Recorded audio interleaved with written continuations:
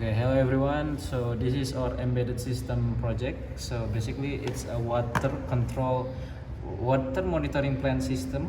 And then as you can see for our project, the hardware that we use here is first of all is the soil sensor, and also we use the module to amplify the sensor value so it can be detected by the ESP.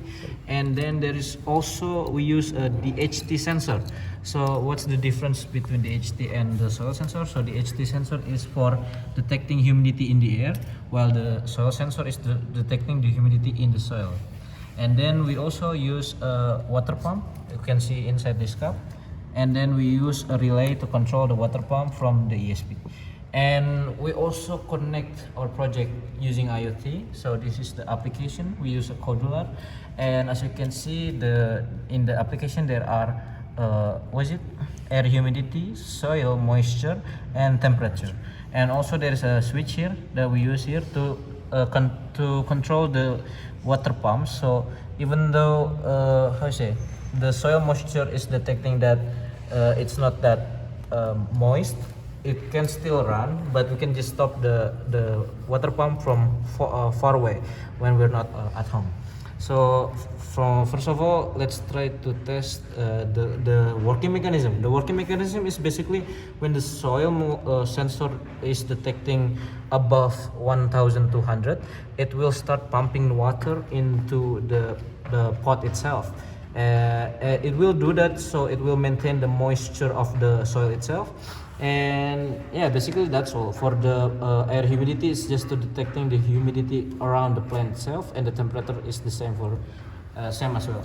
And let's try to demonstrate the working mechanism. So right now the soil moisture value is actually above 1200, but since we disabled the device, the water pump doesn't run.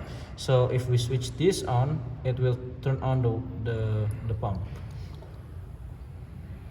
So it's turned on, and it will stop after the soil moisture value is below 1200.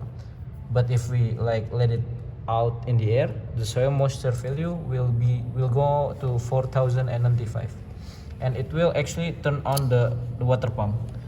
I mean, we can see, you can see that it's running right now. And if we turn off from the application, the motor will stop running. Yeah, it stopped running. Yeah, basically I think that's all. Do you want to add something? Okay, so one more thing that is viable to the project is because we're using Codular here, so this is more on the IoT side right now.